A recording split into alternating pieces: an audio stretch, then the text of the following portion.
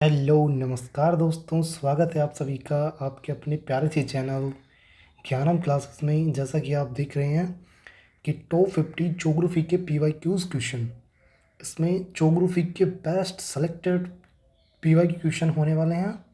और आपको बता दूं, पहले ये क्लास अपन थोड़ी सी छोटी रखेंगे, जैसे कि ये क्वेश्चन 50 हैं एंड ये क्वेश्चंस हैं। अपन इसमें कोई थ्योरी नहीं समझेंगे कि अपन कोई क्वेश्चंस की थ्योरी लेके बैठ के कि उसमें पीछे का बैकग्राउंड क्या है क्या नहीं है, वो अपन किसी अगली क्लासेस में देखेंगे।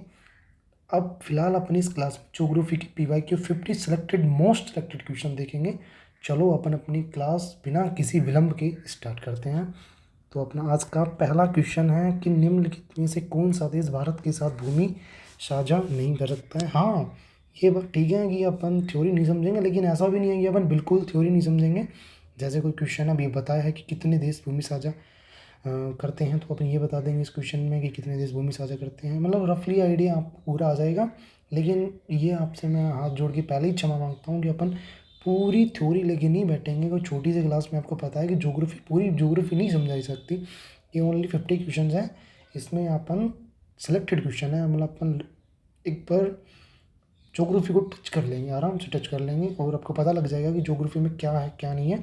तो बताइए पहले क्वेश्चन का आंसर, निम्नलिखित में से कौन सा देश भारत के साथ भूमि साझा नहीं करता है। बताइए, भारत के साथ भूमि साझा करने वाले 7 देश हैं, ये आप सभी को पता ही होगा। तो मैं आपको बोल के बता देता हूँ, भारत के साथ भूमि साझा करने वाले देश बांग्लादेश है, चाइना है, अपना नल्ला पाकिस्तान है, नेपाल है, म्यांमार है, भूटान है और अफ़गानिस्तान। अफ़गानिस्तान के साथ सबसे कम भूमि साझा होती है 106 किलोमीटर। सबसे ज़्यादा अपनी भूमि साझा होती है बांग्लादेश के साथ 4094.6 भी लिखा मिलता है, कहीं पे 7 भी लिखा मिलता है। तो आपको रफली याद करना है 4094। तो अपना क्वेश्चन था कौन सा देश भूमि साझा नहीं करता है। तो भूमि साझा नहीं करता है उस देश का उस देश का नाम है श्रीलंका। तो चलो अपन अपने अगले क्वेश्चन पे आते हैं कि कौन सा भारतीय राज्य नेपाल के साथ सीमा साझा नहीं करता। तो बताइए कौन सा राज्य नेपाल के साथ सीमा साझा नहीं करता है। तो वो अपना राज्य है छत्तीसगढ़। छत्तीसगढ़ नेपाल के साथ कोई सीमा साझा नहीं करता है। और मैं आपको बताऊं, छत्तीसगढ़ किसी भी कंट्री के साथ सीमा साझा नहीं करता है। अपना अगला क्वेश्चन है आज का थर्ड क्वेश्चन, विश्व में क्षेत्रफल की दृष्टि से भारत का विश्व के देशों में कौन सा स्थान है। तो भारत का विश्व के देशों में क्षेत्रफल की दृष्टि से स्थान 7वां स्थान है। तो अब अगला क्वेश्चन है अपना, कौन सा देश भारत के साथ सबसे लंबी भूमि साझा करता है। सबसे लंबी भूमि साझा मैंने आपको पहले क्वेश्चन में बताया कि सबसे लंबी भूमि साझा बांग्लादेश करता है, 4096.6 भी लिखा मिलता है, 7 भी लिखा मिलता है। अगर अपने अगले क्वेश्चन पे आते हैं, सॉरी, अपना अगला 5वां क्वेश्चन है कि भारत की भूमि सीमा की लंबाई कितनी है। बताइए, भारत की भूमि सीमा की लंबाई है 15,106.6 किलोमीटर और 7,516.6 किलोमीटर। आपको ये दिख रहा है ना, ये वाली लंबाई, ये है भारत की वाटर बाउंड्री। ये आइलैंड को मिला के है। अगर आपको विदाउट आइलैंड पूछना है, जैसे लक्षद्वीप को हटा दिया, अंडमान निकोबार को हटा दिया, तो वो लंबाई है 61,000, 6,100, मतलब 6100 किलोमीटर लंबाई है आइलैंड्स को हटा के। और विद आइलैंड ये है 7,516.6। अपना इस क्वेश्चन का आंसर कितना है। अपने इस क्वेश्चन का आंसर है सी 15,106.6 किलोमीटर। अपना अगला क्वेश्चन है, भारत का सुदूर पूर्वी बिंदु कौन सा। भारत का सुदूर पूर्वी बिंदु है किबिथू। किबिथू को वालांगू भी कहते हैं, कहीं कहीं आपको वालांगू भी लिखा मिल जाएगा। क्या लिखा मिल जाएगा, वालांगू। अब आपको बताना होगा कि भारत का पूर्वी बिंदु तो ये हो गया। अब भारत का पश्चिमी बिंदु कौन सा है। भारत का पश्चिमी बिंदु, इस क्वेश्चन को थोड़ा समझाना पड़ेगा। भारत का पश्चिमी बिंदु कौन सा है, वो है गुहार मोती। गुहार मोती, कई जगह सर क्रीक भी लिखा मिलता है। क्या लिखा मिलता है, सर क्रीक भी लिखा मिलता है। और भारत का उत्तरी बिंदु क्या है, भारत का उत्तरी बिंदु है इंदिरा कोल। इंदिरा कोल भारत का उत्तरी बिंदु। अब भारत का दक्षिणी बिंदु भी बताना पड़ेगा। भारत का दक्षिणी बिंदु, तो अब मेरी हैंड राइटिंग पे नहीं जाएंगे कि हैंड राइटिंग कैसी है, आप समझने पर फोकस करेंगे। भारत का दक्षिणी बिंदु है इंदिरा पॉइंट। इंदिरा पॉइंट कन्याकुमारी है, वो तमिलनाडु में स्थित है। ये अपन बता रहे हैं इंदिरा पॉइंट अंडमान निकोबार को लगा के भारत का दक्षिणी बिंदु इंदिरा पॉइंट है। अपना अगला क्वेश्चन है, 7वां क्वेश्चन है, भारतीय मानक समय की गणना रिक्त स्थान के क्लॉक टावर से की जाती है। तो भारत के मानक समय की गणना मतलब IST, इंडियन स्टैंडर्ड टाइम की गणना मिर्जापुर नैनी के क्लॉक टावर से की जाती है। तो अपना अगला क्वेश्चन है आज का 8वां क्वेश्चन, कर्क रेखा भारत के कितने राज्यों से होकर गुजरती है? कर्क रेखा भारत के 8 राज्यों से गुजरती है। तो कौन कौन से राज्य हैं? तो आपको मैं आइडिया बताता हूँ याद करने का, आपको फोकस करना है। देखिए मैं आपको पहले बताता हूँ, आपको इंडिया का मैप आपकी नज़रों के सामने होना चाहिए कि इंडिया का मैप ये है, ये राज्य हैं, ये वो है, सब कुछ वो है। तो सबसे पहले आपको अपनी स्टडी टेबल के सामने एक इंडिया का मैप लगाना है और एक एक राज्य उनकी पोजीशंस को आराम से अपनी आंखों के सामने, ये समझ ली, गड़ा लेना है। एकदम सोते हुए भी, जगते हुए भी आपके कोई पूछे कि उत्तर प्रदेश की स्थिति कहाँ पे है, तो आप तुरंत बता दो कि उत्तर प्रदेश भारत के उत्तर में है। तमिलनाडु कहाँ है? भारत के दक्षिण में है। तो कर्क रेखा भारत के कितने राज्यों से गुजरती है? भारत के 8 राज्यों से गुजरती है। तो आपको कैसे से याद करना है? गुजरात, राजस्थान, मध्य प्रदेश, छत्तीसगढ़, झारखंड, वेस्ट बंगाल, त्रिपुरा और मिजोरम। भारत के 8 राज्य हो गए। तो कर्क रेखा भारत के कितने राज्यों से गुजरती है? 8 राज्य से होके गुजरती है। अपना अगला क्वेश्चन है, 9वां क्वेश्चन है, भारत का सबसे ठंडा आवासीय स्थान है, बताइए। इस क्वेश्चन में लोग अटकेंगे कि कौन सा है। जैसे आवासीय स्थान आप बताएंगे, मेरे को पता है, आप सभी को पता है कि आप कौन सा बताने वाले हैं। सॉरी, भारत का सबसे ठंडा आवासीय स्थान है द्रास। द्रास भारत का सबसे ठंडा आवासीय स्थान है, ना कि शिमला। मेरे को पता है आप शिमला या कुछ लोग जम्मू बताने वाले थे, इन दोनों में से कुछ नहीं है। द्रास भारत का सबसे ठंडा आवासीय स्थान। एकमात्र भारतीय राज्य कौन सा है जिसकी सीमा सिक्किम राज्य से जुड़ी हुई है? बताइए, ये क्वेश्चन बताइए आप कि एकमात्र भारतीय राज्य कौन सा जिसकी सीमा सिक्किम से जुड़ी हुई है? बताइए। सिक्किम से जुड़ी हुई है वो राज्य है, देखिए, ओडिशा, इसका कोई मतलब ही नहीं है जुड़ने का। असम, इसमें थोड़ा वो हो सकता है आपको। और मिजोरम कहाँ आता है? अपने 7 सिस्टर याद करते हैं, वो देखो सबसे पहले ऊपर आता है अरुणाचल प्रदेश, नागालैंड, मणिपुर, फिर उसके बाद नीचे नीचे आता है मिजोरम। तो मिजोरम होने का भी कोई रोल नहीं है। इससे जुड़ती है असम की। असम की सीमा सिक्किम से जुड़ी हुई है, ना कि वेस्ट बंगाल की। तो अपना इस क्वेश्चन का आंसर है असम। तो अपना अगला क्वेश्चन है 11, क्षेत्रफल की दृष्टि से कौन सा भारत का सबसे छोटा केंद्र शासित प्रदेश है? भारत का सबसे छोटा केंद्र शासित प्रदेश है लक्षद्वीप। लक्षद्वीप भारत का सबसे छोटा केंद्र शासित प्रदेश है। भूटान, चीन और म्यांमार की सीमा किस राज्य से जुड़ी हुई है? अब बताइए कि इस क्वेश्चन का आंसर दीजिए। आपको 1 मिनट का टाइम है, बताइए मेरे को कि भूटान, चीन और म्यांमार की सीमा किस राज्य से जुड़ी हुई है?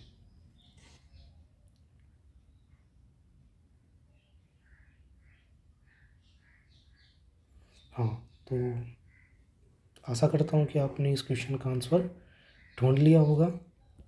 तो भूटान, चीन और म्यांमार से अरुणाचल प्रदेश राज्य सीमा बनाता है। अपना आज का अगला क्वेश्चन है, 13वां क्वेश्चन है, भारत का निम्नतम बिंदु कौन सा है? बताइए। ऊंचा आपने सुना है, लेफ्ट बिंदु आपने, सॉरी, पूर्वी बिंदु सुना है, पश्चिमी बिंदु सुना है, उत्तरी बिंदु सुना है, दक्षिणी बिंदु सुना है। तो आज आप मेरे को भारत का सबसे निम्नतम बिंदु बताइए। भारत का सबसे निम्नतम बिंदु का नाम है कुट्टनाड। कुट्टनाड भारत का निम्नतम बिंदु है। अपना अगला क्वेश्चन है, 14वां क्वेश्चन है, 14, भारत का अंडमान निकोबार द्वीप समूह निम्न में से किस जलमग्न पर्वतमाला का आपातिक एमरजेंट पार्ट भाग है? बताइए। तो अंडमान निकोबार अराकान योमा जो म्यांमार में है, उसका आपातिक भाग है। अपना आज का 15वां क्वेश्चन है, जयंतिया रिक्तस्थान राज्य में पाने वाली जनजाति के साथ साथ एक पर्वत श्रेणी का नाम है। बताइए। जयंतिया गारो खासी जयंतिया, ये तो आप सभी को पता ही होगा। गारो खासी जयंतिया 3 जनजातियाँ हैं और ये पहाड़ियाँ भी हैं जो अपने भारतीय राज्य मेघालय में पाई जाने वाली एक जनजाति भी है और एक पहाड़ी का नाम भी है। अपना अगला क्वेश्चन है, ट्रांस हिमालय को महान हिमालय से अलग करता है। ये क्वेश्चन मेरे को लगता है कि बहुत कम लोग हैं जो बता पाएंगे। ट्रांस हिमालय को महान हिमालय से अलग करने, मतलब अलग कौन करता है? तो इस क्वेश्चन का आंसर है अपना option option option A, Indus Tsangpo suture zone. Indus Tsangpo suture zone के द्वारा अपने ट्रांस हिमालय महान हिमालय से अलग होता है। आज का अपना अगला क्वेश्चन है, 17वां क्वेश्चन है, अनाईमुड़ी पर्वत निम्न में से किस राज्य में स्थित है? आप ये मेरे को बताइए कि अनाईमुड़ी कहाँ पे स्थित है, बताइए। अपना अनाईमुड़ी पर्वत केरल राज्य में स्थित है।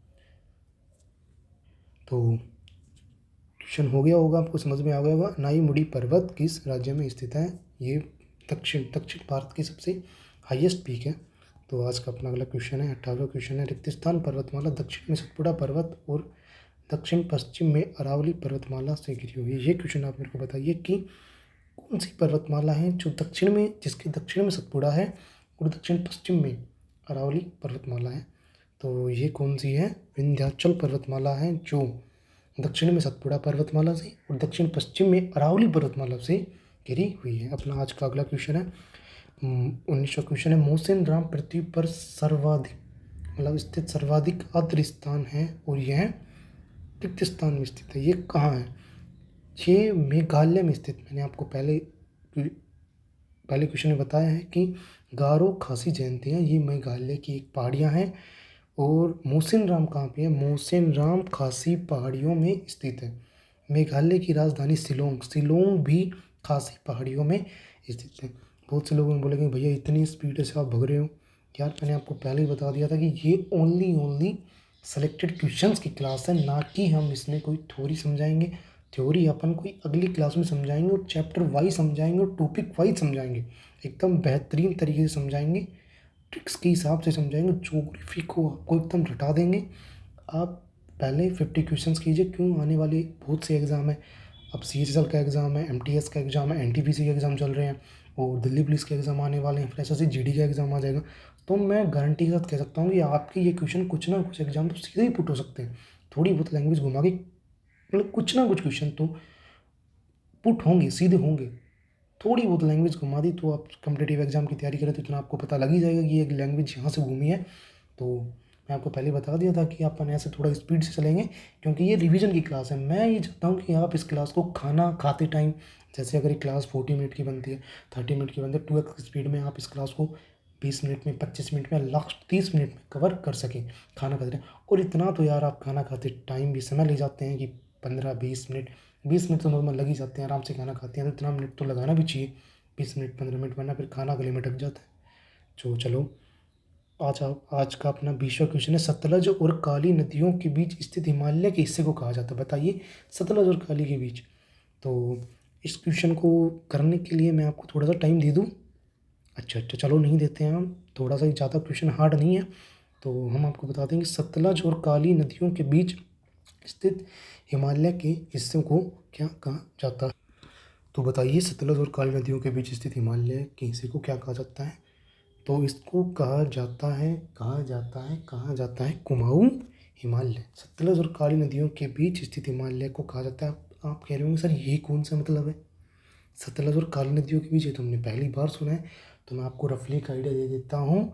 सतलज और काली नदियाँ जैसे नदियाँ हैं, इनके बीच बीच के भाग्य को हिमालय में ऐसे बांटा गया, जैसे ट्रांस हिमालय, महान हिमालय, शिवालिक हिमालय ऐसे बांट रखा है। वैसे ही नदियों के आधार पर हिमालय की स्थितियों को बांटा गया है और इसका वर्णन किया था सिडनी बुर्रार्ड ने, जिसने हिमालय को ऐसे बांटा था नदियों के साथ।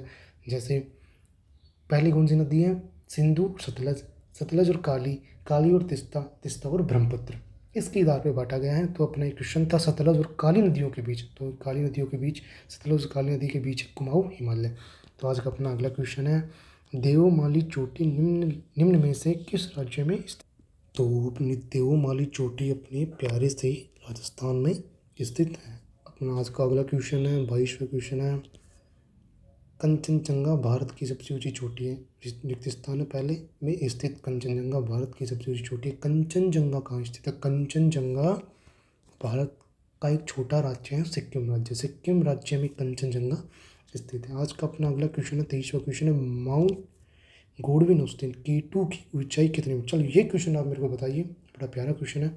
और मैं आपको पहले बता देता हूँ कि जो पर्वतमाला से संबंधित जो चैप्टर है ना, इसकी जो चोटियों की ऊंचाई है, मतलब पीक्स हैं, उनकी हाइट कितनी है, इनके ऊपर क्वेश्चन बनते हैं और बहुत लाजवाब क्वेश्चन बनते हैं। तो आपको ये एक बार इनकी हाइट्स देख के जानी है एग्ज़ाम से पहले। मतलब जो आपका भारत का भौतिक विभाजन है उस चैप्टर में आता है ये कि चोटियों की ऊंचाई। तो आपको ये क्वेश्चन एक बार देख के जाने हैं सारे, किस किस क्वेश्चन में क्या क्या पूछा गया है। PYQ देख लेना एक बार, कोई भी चैनल पे जाके देख लेना, कोई वीडियो होगी। जैसे हमने वीडियो बनाई है आपके लिए 250 सिलेक्टेड क्वेश्चंस की, वैसे किसी ने बना रखी होगी, या आप खुद देख सकते हैं, गूगल कर सकते हैं। आजकल तो ChatGPT का ज़माना है, उस पर जाकर कर सकते हैं कि उससे बोल देना ChatGPT से एक लिस्ट दे दीजिए हमें हाईएस्ट पीक्स की, तो आपको प्रोवाइड करा देगी। तो अपना क्वेश्चन है माउंट गॉडविन ऑस्टिन K2 की ऊंचाई कितनी मीटर है।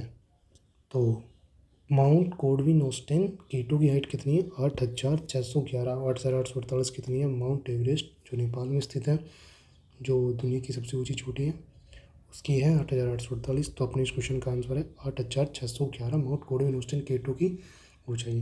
तो आज का अपना अगला क्वेश्चन, निम्नलिखित में से पश्चिमी तट में स्थित क्षेत्र का नाम बताइए। बताइए आप पश्चिमी तट में स्थित इस क्षेत्र का। असम क्षेत्र, असम तो पता है आपको, एक स्टेट है असम, तो असम तो यार हो ही नहीं सकता। सिंधु का मैदानी क्षेत्र, सिंधु का मैदानी क्षेत्र कहाँ है ये पूछ रहा है, पश्चिमी तट और सिंधु का मैदानी क्षेत्र कहाँ, थोड़ा रिलेट करना सीखिए। तो ये भी नहीं हो सकता। माला, हाँ ये थोड़ा सा आप कर सकते हो, लेकिन मालाबार नहीं है। इस क्वेश्चन का आंसर है कोरोमंडल तट। कोरोमंडल तट पश्चिमी तट में स्थित क्षेत्र का नाम है। तो इस क्वेश्चन का अपना आंसर है ऑप्शन बी, कोरोमंडल क्षेत्र। अगला क्वेश्चन है आज का 25वां क्वेश्चन है, अरावली पर्वतमाला भारत के निम्नलिखित से सॉरी अरावली पर्वतमाला भारत के निम्नलिखित राज्य से होकर नहीं गुजरती है। क्वेश्चन ये है कि नहीं गुजरती है। तो बताइए अरावली पर्वतमाला किस राज्य से होकर नहीं गुजरती। इस क्वेश्चन का आंसर है अरावली पर्वतमाला गुजरात से होकर भी जाती है, हरियाणा से होकर भी जाती है, और राजस्थान में सबसे ज़्यादा लंबाई है अरावली पर्वतमाला की। तो ये महाराष्ट्र से होकर नहीं गुजरती है। थोड़ा ये PPT में डिस्टर्बेंस हो गया था, तो ये क्वेश्चन थोड़ा ऊपर नीचे हो गया, कोऑपरेट करिएगा। तो अपना अगला क्वेश्चन है 26वां क्वेश्चन है, दक्षिण भारत में स्थित इनमें से कौन सी पहाड़ियों की चोटी का नाम डोडा बेट्टा है। ये डोडा आगे है, बेटा पीछे है, तो आप ऐसे में समझिए डोडा फिर बेट्टा, ये पूरा नाम है डोडा बेट्टा। तो बताइए दक्षिण भारत में स्थित इनमें से कौन सी पहाड़ियों की चोटी का नाम डोडा बेट्टा है। बताइए बताइए बताइए बताइए, जल्दी बताइए। अपनी डोडा बेट्टा जो हिल्स हैं वो हैं अपनी नीलगिरी पहाड़ियों में, जो दक्षिण भारत की चोटियाँ पहाड़ियाँ हैं उनमें है अपना डोडा बेट्टा। दो दक्षिण भारत में स्थित पहाड़ियाँ हैं उनकी चोटी है डोडा बेट्टा। तो अपना अगला क्वेश्चन है, अपना 27वां क्वेश्चन है आज का, हिमालयन यू किस राज्य में पाया जाता है। ये क्वेश्चन बड़ा शानदार क्वेश्चन है और PYQ में, रेलवेज़ के PYQ में पूछा गया है। आप ये मत समझिएगा कि इसमें लिखा नहीं है कि CGL में पूछा गया, CSL में पूछा गया, MTS में पूछा गया, तो ये क्वेश्चन मतलब लिख नहीं रखा तो ये कहीं नहीं आया, खुद से ही मनगढ़ंत है। मैं आपको गारंटी से कहता हूँ, मतलब ये समझ लीजिए कि मैं पूरा दिल खोल के रख दिया इस क्लास में कि बनाने में। बहुत सेलेक्टेड क्वेश्चंस रेलवे के भी देखे हैं, SSC के भी देखे हैं, तो ये क्वेश्चन रेलवे के PYQ में आया हुआ है। हिमालयन यू किस राज्य में पाया जाता है। तो आप बताइए हिमालयन यू किस राज्य में पाया जाता है। सॉरी हिमालयन यू वाला जो क्वेश्चन है इसमें अपने जो दो ऑप्शन है, option A and option C, ये दोनों ही इसमें लगा दिए हैं, वरना जो अपना PYQ क्वेश्चन था उसमें तो ओनली एक ही ऑप्शन था। और अगर जैसे अब इस क्वेश्चन में आ गया है तो भगवान ने आपको समझाने के लिए दी थी, ये समझ लीजिए आप कि अगर ऐसे ऑप्शन आ जाए तो आपको कैसे वो करना है। हाँ ये जो क्वेश्चन है इसमें प्रेफरेंस के हिसाब से आपको फर्स्ट प्रेफरेंस अगर देनी है तो इसका आंसर है अरुणाचल प्रदेश। अगर ये ना आए तो फिर आपको जम्मू कश्मीर लगाना है, लेकिन इस क्वेश्चन में अरुणाचल प्रदेश पहले से मौजूद है, तो आपको आंसर अरुणाचल प्रदेश लगाना है, ना कि जम्मू कश्मीर। अपना अगला क्वेश्चन है 28वां क्वेश्चन है, इनमें से कौन सी नीलगिरी पहाड़ियों की सबसे ऊंची चोटी है। बताइए कि कौन सी चोटी सबसे ऊंची है नीलगिरी पहाड़ी की। ऑप्शन A है अरमाकोड, ऑप्शन B है अनामुड़ी, और ऑप्शन C है कलसूबाई, ऑप्शन 4 है डोडा बेट्टा। बताइए कौन सी सबसे ऊंची चोटी। तो अपना ऑप्शन D राइट आंसर है टोडा बेट्टा नीलगिरी पहाड़ी की सबसे ऊंची चोटी है। अपना अगला क्वेश्चन है 29वां क्वेश्चन। गुजरात स्थित जूनागढ़ की गिरनार पहाड़ी रिक्त स्थान आमों की किस्म के लिए प्रसिद्ध है। चलो ये क्वेश्चन बताइए। ये क्वेश्चन भी एसएससी के एग्जाम में पूछा गया है कि गुजरात में स्थित जूनागढ़ की गिरनार पहाड़ी आम की किस किस्म के लिए प्रसिद्ध है। बताइए आप मेरे को। बड़ा शानदार क्वेश्चन है, सोच समझ के बताइएगा। ऐसा नहीं है कि तुक्का मार दिया। एग्ज़ाम में तुक्का नहीं चलता मुन्ना, एग्ज़ाम में तो नंबर मिलते हैं, और अगर तुक्का मार दिया ना, गलत हो गया तो वो ले भी जाता है 0.25 की होती है ना माइनस मार्किंग। तो सोच समझ के आंसर दीजिए, कोई भी गूगल नहीं करेगा। तो इस क्वेश्चन का आंसर है गुजरात स्थित जूनागढ़ की गिरनार पहाड़ी। मेरे को इस क्वेश्चन को देख के बहुत हंसी सी आ रही है कि आप कैसे फंसोगे। आपने पहला ऑप्शन देखा केसर, आपने सोचा केसर कौन सी आम की किस्म होती है भैया, केसर तो केसर होता है। नहीं, इसी में लोचा है वे। केसर आम की किस्म है जो गुजरात स्थित जूनागढ़ की गिरनार पहाड़ियों में पाया जाता है और बहुत प्रसिद्ध है, बहुत ही फेमस है वे। तो अपना ये क्वेश्चन का आंसर है ऑप्शन ए केसर। अपना अगला क्वेश्चन है 30वां क्वेश्चन है। भारत के मुख्य पर्वतों की रेंज में कौन सा पर्वत सम्मिलित नहीं है। ऑप्शन ए है हिंदुकुश, ऑप्शन बी है विंध्य, ऑप्शन सी है अरावली, ऑप्शन डी है सतपुड़ा। तो बताइए कौन सा पर्वत सम्मिलित नहीं है भारत के मुख्य पर्वतों की रेंज। तो ऑप्शन ए हिंदू कुश पर्वत भारत के मुख्य पर्वतों की रेंज में शामिल नहीं है। तो क्लास थोड़ी लंबी जा रही है, 21 मिनट की क्लास हो चुकी है अपनी, थोड़ा जल्दी जल्दी करते हैं। रोहतांग दर्रा, अभी दर्रा के क्वेश्चन आ चुके हैं पासेज के, बहुत मोस्ट इंपॉर्टेंट टॉपिक है। इसमें से क्वेश्चन ऐसा नहीं पूछता कौन कहाँ पे कैसे है, ये तो बच्चे ट्रिक से याद कर लेते हैं। बुकापीर जो बनी जमूरे जम्मू है, ये ऐसे ऐसे अरुणा यदि वो, तो ये ऐसे ऐसे करके मतलब ट्रिक्स बना के बच्चे याद कर लेते हैं। ऐसे नहीं पूछते, ये जोड़ते हैं। पासेज के क्वेश्चन आते हैं कि कौन किसको किससे जोड़ता है, कौन सा दर्रा किसको किससे जोड़ता है, ऐसे क्वेश्चन आते हैं। तो बताइए रोहतांग दर्रा निम्नलिखित में से किस राज्य में स्थित है। तो रोहतांग दर्रा अपने प्यारे से राज्य हिमाचल प्रदेश में स्थित है। हिमाचल प्रदेश के दर्रे याद करने की ट्रिक है सिरोब हिमाचल। सिरोब हिमाचल कैसा लिखना है, सिरोब हिमाचल, हिमाचल। तो हिमाचल से तो हिमाचल प्रदेश हो गया, सिरोब से सी से हो गया सिपकिल्ला, रो से हो गया रोहतांग, और बै से हो गया बाड़ा लाचला। ट्रिक मस्त है ना। तो ये ट्रिक है हिमाचल की, सिरोब हिमाचल। तो रोहतांग दर्रा अपने हिमाचल प्रदेश में स्थित है। तो अपना आज का अगला क्वेश्चन है हिमालय पर्वतमाला का वह हिस्सा जो तीस्ता और दियांग नदी के बीच स्थित है रिक्त स्थान के रूप में जाना जाता है। मैंने पहले क्वेश्चन करवाया था वो वो था सतलज और काली नदी के बीच में। हाँ याद आया, सतलज और काली नदी के बीच में था। और ये क्वेश्चन वही है, मतलब क्वेश्चन वो नहीं है, मतलब उसी टाइप का क्वेश्चन है जैसे सिडनी बुर्राड ने किया था ना ऐसे विभाजन। तो ये उसी का भाग है कि तीस्ता और दियांग के बीच कौन सा स्थित है, बताइए आप।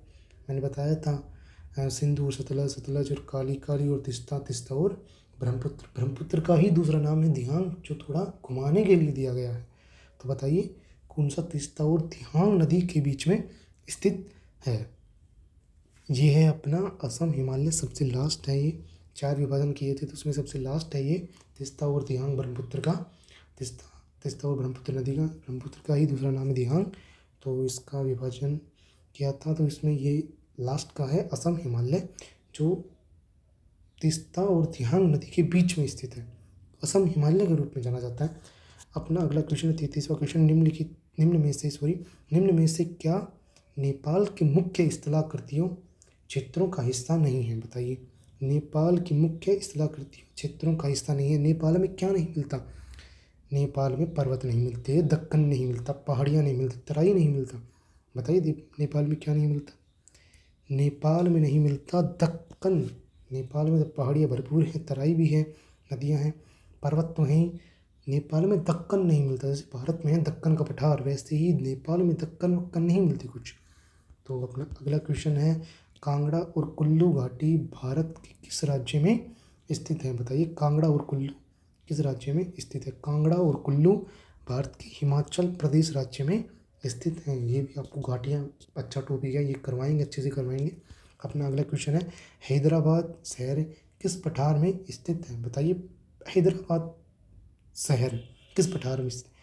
हैदराबाद शहर मेघालय पठार, ये तो होगा ही नहीं, मेघालय कहाँ, हैदराबाद कहाँ। तो छोटा नागपुर पठार भी नहीं होगा, मालवा का पठार भी नहीं होगा, तो बचा कौन सा? डेक्कन का पठार। डेक्कन की पठार पर हैदराबाद हैदराबाद शहर स्थित है। आज का अपना अगला क्वेश्चन है, दक्कन के पठार के अधिकांश हिस्से में किस प्रकार की मिट्टी पाई जाती है? ये बताइए, बढ़िया क्वेश्चन है। मिट्टी से क्वेश्चन आ गया है अभी, कि दक्कन के पठार के अधिकांश हिस्से में किस प्रकार की मिट्टी पाई जाती है? तो दक्कन के पठार में काली मिट्टी पाई जाती है, जो कपास की फसल के लिए उपयोगी होती है। ये अब मिट्टी के चैप्टर से क्वेश्चन है, ये अच्छा क्वेश्चन है। तो अपना अगला क्वेश्चन है, 37वां क्वेश्चन है, भारत में एक ब्लैंक का नाम उत्तरी सरकार है। बताइए, उत्तरी सरकार क्या है? उत्तरी सरकार जलप्रपात है, पर्वत है, नदी घाटी है, या तटीय मैदान है? उत्तरी सरकार एक तटीय मैदान का नाम है।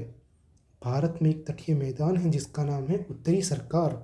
तो आपको याद रखना है, उत्तरी सरकार क्या है? उत्तरी सरकार एक तटीय मैदान का नाम है। अगला क्वेश्चन है, 38वां क्वेश्चन है, निम्नलिखित में से कौन सा पर्वतीय दरी भारत, चीन और म्यांमार की त्रिक संधि का निर्माण करता है? सॉरी, ये पर्वतीय दरी नहीं है, ये पीपीटी बनाते टाइम टाइपिस्ट से गलती हुई, ये पर्वतीय दर्रा है।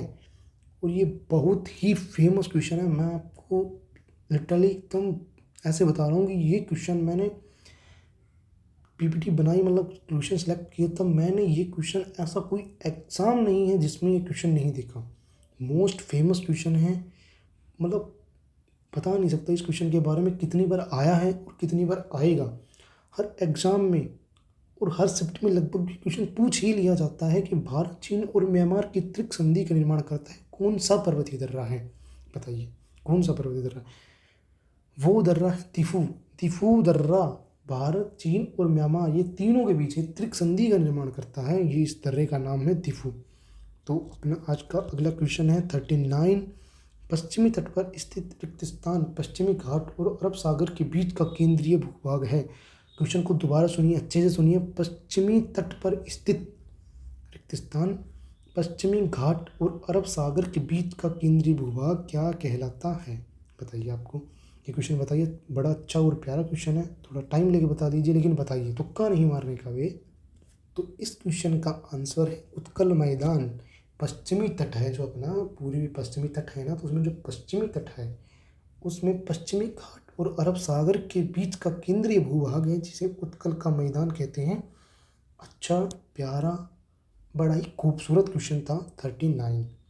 आज का अपना अगला क्वेश्चन है 40वां क्वेश्चन है, हिमालय का इनमें से कौन सा पहाड़ी दर्रा उत्तराखंड को तिब्बत से नहीं जोड़ता है? तो पहले तो अपने को उत्तराखंड के दर्रे याद होने चाहिए, तभी तो अपन बताएंगे कि भैया तिब्बत से कौन सा जोड़ता है, कौन सा नहीं जोड़ता है। तो हम आप उत्तराखंड के दर्रे के बता देते हैं कि उत्तराखंड के ये दर्रे हैं, और याद करने की एक शानदार सी प्यारी सी ज़बरदस्त ट्रिक बता देते हैं। तो चलो आपको उत्तराखंड के दर्रों की ट्रिक बताते हैं। सॉरी दोस्तों, थोड़ा एक टेक्निकल इश्यू आ गया था। तो अपन क्या कर रहे थे, अपना 40वां क्वेश्चन था उत्तराखंड को तिब्बत से नहीं जोड़ता है, तो अपना क्वेश्चन था ये, लेकिन मैंने बोला था कि आपको उत्तराखंड के दर्रों की ट्रिक बताते हैं। तो उत्तराखंड के दर्रों की ट्रिक है उत्तरी मालिनी। उत्तरी मालिनी, उत्तरी से हो गया उत्तराखंड, मालिनी ये अपना ट्रिक का पोर्शन है। माँ से हो गया माना दर्रा, ली से हो गया लिपुलेख दर्रा, लिपुलेख दर्रा, और नी से हो गया नीति दर्रा। नी से क्या हो गया? नीति दर्रा। तो ये पूछ रहा है कि उत्तराखंड को तिब्बत से नहीं जोड़ता, ये तीनों ही दर्रे, माना, लिपुलेख और नीति, उत्तराखंड को तिब्बत से जोड़ते हैं।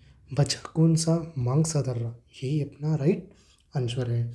अपना अगला क्वेश्चन है, सफ़ेद रेगिस्तान भारत के निम्नलिखित राज्यों में से किस में स्थित है? ये क्वेश्चन बताइए, सबको भारत में एक ही रेगिस्तान पता है, थार का रेगिस्तान, थार का रेगिस्तान, लेकिन क्वेश्चन ने तो खेला कर दिया बे कि सफ़ेद रेगिस्तान भारत के निम्नलिखित राज्यों में से किस में स्थित है। तो सफ़ेद रेगिस्तान अपने गुजरात में स्थित कच्छ का रण, रण रेगिस्तान कच्छ का रण गुजरात में स्थित है, जहाँ पे सफ़ेद सफ़ेद चादर सी बिछी हुई है, दूर तक सफ़ेद सफ़ेद, जैसे किसी ने दूध दूध फेंक दिया हो, ऐसे सफ़ेद ही सफ़ेद, नमक की नमक, नमक की नमक दिखेगा। तो सफ़ेद रेगिस्तान भारत के गुजरात राज्य को बोला जाता है। अपना अगला क्वेश्चन है 42वां क्वेश्चन है, कोल्लेरू झील किस भारतीय राज्य में स्थित है? थोड़ा जल्दी जल्दी करेंगे, क्लास थोड़ी लंबी जा रही है, 30 मिनट की क्लास हो चुकी है। कोल्लेरू झील किस भारतीय राज्य में स्थित? कोल्लेरू झील आंध्र प्रदेश राज्य में स्थित है। झील, मैं आपको गारंटी से कह रहा हूँ कि झील टॉपिक ऐसा करा दूंगा ना, ऐसे ट्रिक से याद करा दूंगा कि जीवन में कभी भूलना चाहोगे तो भी नहीं भूल पाओगे। कोल्लेरू झील भारतीय राज्य आंध्र प्रदेश राज्य में स्थित है। अपना अगला क्वेश्चन है 43वां क्वेश्चन है, भारत की सबसे बड़ी प्राकृतिक मीठे पानी की झील, प्राकृतिक मीठे पानी की झील है वूलर झील, जम्मू कश्मीर में स्थित है। सबसे खारे पानी की झील, सबसे बड़ी खारे पानी की झील कौन सी है? बताइए आप मुझे, बताइए बताइए जल्दी बताइए। उड़ीसा में, अपनी उड़ीसा में स्थित है चिल्का लेक, जो खारे पानी की सबसे बड़ी झील है। आज का अपना अगला क्वेश्चन है 44 नंबर का क्वेश्चन है, निम्नलिखित में से कौन सी एक गैर बारहमासी नदी नहीं है? क्वेश्चन ये है कि कौन निम्न में से कौन सी एक गैर बारहमासी नदी नहीं है? तो बताइए कौन सी नदी गैर बारहमासी नदी नहीं है? तो यार ये थोड़ा सा क्वेश्चन में लोचा लगता है। ब्रह्मपुत्र 12 मास बहती हैं, गंगा भी, सिंधु, कृष्णा, कृष्णा नदी 12 मासी नदी नहीं है। सिंधु काफ़ी बड़ी नदी है जो 12 मास बहती है, गंगा भी और ब्रह्मपुत्र भी। तो इस क्वेश्चन का राइट आंसर है, इस क्वेश्चन में थोड़ा सा दिक्कत है, 12 मासी नदी नहीं है। सॉरी नदी लिखना था मैंने, फिर नहीं लिख दिया नदी, 12 मासी नदी नहीं है। आज का अपना अगला क्वेश्चन है, कौन सी नदी सिक्किम से निकलती है और पश्चिम बंगाल से बहते हुए बांग्लादेश में प्रवेश करती? बताइए सिक्किम से कौन सी नदी निकलती है जो बांग्लादेश में बहते हुए, नहीं सॉरी, पश्चिम बंगाल में बहते हुए बांग्लादेश में प्रवेश करती है? तो इस नदी का नाम है तीस्ता। तीस्ता नदी सिक्किम से निकलती है और पश्चिम बंगाल से बहते हुए बांग्लादेश में प्रवेश कर जाती है। आज का अपना अगला क्वेश्चन है 46 नंबर का क्वेश्चन है, निम्न में से कौन सी नदी पूर्व से पश्चिम की ओर बहती है? नदियों का टॉपिक है, बड़ा शानदार टॉपिक है, सबसे ज़्यादा क्वेश्चन पूछे जाने वाला टॉपिक में से एक है। एक क्या है, पहले नंबर पे ये है, हमेशा ज्योग्राफी में क्वेश्चन आएंगे तो नदियों के चैप्टर से क्वेश्चन आना तो स्वाभाविक ही है, नदियों चैप्टर से तो क्वेश्चन आए ही आएगा 101%। और ये जो मैं आपको क्वेश्चन करवा रहा हूँ, ये क्वेश्चन ऐसे हैं जो एग्जाम्स में बहुत बार पूछे गए हैं और ना चाहते हुए फिर से आएंगे। तो यार ऐसा थोड़ी ना है कि कोई एग्ज़ाम सेट करने वाला कहीं से क्वेश्चन उठा के दे देगा। क्वेश्चन तो वही देगा ना जो हाईलाइट है, भारत की नदियों से ही देगा। अगर इंडिया ज्योग्राफी क्वेश्चन उठाने हैं तो भारत की नदियों से देगा, और भारत की नदियों से देगा तो ऐसा ही क्वेश्चन देगा ना जो थोड़ा हाईलाइट है। ऐसे थोड़ा दे दे, कुछ भी दे देगा, छोटी मोटी नदी हो, चल मेरा भाई उठा के दे दिया, ऐसे कुछ नहीं होता। तो इस क्वेश्चन का आंसर बताइए, निम्न में से कौन सी नदी पूर्व से पश्चिम की ओर बहती है? इस क्वेश्चन का आंसर है नर्मदा नदी, ऑप्शन नंबर सी, नर्मदा नदी पूर्व से पश्चिम की ओर बहती है। अपना आज का अगला क्वेश्चन है 47 नंबर का क्वेश्चन है, इनमें से किस नदी का उद्गम स्थल महाराष्ट्र में महाबलेश्वर के पास स्थित है? बताइए महाबलेश्वर से किस नदी का उद्गम होता है? महाबलेश्वर से कृष्णा नदी का उद्गम होता है। अपना आज का अगला क्वेश्चन है बारी दोआब, यार ये क्या कर रहा है टाइप, निम्नलिखित से किस क्षेत्र में, ये निम्नलिखित नहीं है मेरे बच्चे, निम्नलिखित है। बारी दोआब निम्नलिखित में से किस क्षेत्र में स्थित है? बताइए। 48 नंबर का क्वेश्चन है, बड़ा शानदार सा क्वेश्चन है, बताइए। अपना ये जो क्वेश्चन है बारी दोआब, ये है रावी और व्यास, रावी और व्यास, ऑप्शन नंबर डी। इसने थोड़ा आगे पीछे करके लिखते हैं व्यास और रावी, बल्कि होना चाहिए था रावी और व्यास। आंसर में कोई गलती नहीं है, आंसर ठीक है, बस मैं वैसे ही बता रहा हूँ, मैंने रावी और व्यास करके याद कर रखा है। तो रावी और व्यास नदियों के बीच, ये जो बारी दोआब है रावी और व्यास नदियों के बीच स्थित, आंसर है ये। तो अपना आज का अगला क्वेश्चन है 49 नंबर का क्वेश्चन है, दक्षिण भारत की पेन्नार नदी निम्न में से किस पहाड़ी से निकलती है? बताइए पेन्नार नदी निम्न में से किस पहाड़ी से निकलती है, बताइए। तो अपनी ये जो पेन्नार नदी है ये निकलती है कर्नाटक की नंदी दुर्ग पहाड़ी से। नंदी दुर्ग पहाड़ी, नंदी पहाड़ी है, इसे नंदी पहाड़ी बोल देते हैं, नंदी दुर्ग पहाड़ी बोल देते हैं, और ये कर्नाटक में है। तो पेन्नार नदी नंदी दुर्ग पहाड़ी कर्नाटक से निकलती है। आज का अपना अगला और लास्ट एंड फाइनल क्वेश्चन है, निम्नलिखित में से कौन सी नदी हिमालय की सबसे पूर्वी सीमा को चिन्हित करती है। लास्ट भी है, धमाकेदार भी और अच्छा क्वेश्चन है, बताइए कौन सी नदी है जो पूर्वी सीमा को चिन्हित करती है। पूर्वी सीमा को चिन्हित करने वाली नदी ब्रह्मपुत्र नदी है, जो पूर्वी सीमा से होके आती है, जैसे तिब्बत से होती हुई अपने हिमाचल प्रदेश में प्रवेश करती है और फिर भारत में ऐसे एंटर करती है, और गंगा गंगा और ये दोनों ब्रह्मपुत्र नदी मिलके बांग्लादेश में एंट्री लेती हैं और फिर बंगाल की खाड़ी में गिर जाती हैं। तो आशा है कि आपको क्लास अच्छी लगी होगी, ज़बरदस्त लगी होगी, शानदार लगी होगी। तो प्लीज़ अगर आपको क्लास अच्छी लगी हो तो like, comment, share and subscribe करना ना भूलिएगा। नया चैनल है, आपके अपने भाई ने इतनी मेहनत से क्वेश्चन बनाए हैं, बहुत ही अच्छे अच्छे क्वेश्चन सेट किए हैं, और आपसे वादा करता हूँ कि ऐसे ही क्वेश्चंस लेके आता रहूँगा। Please support me, like, comment and share and subscribe please.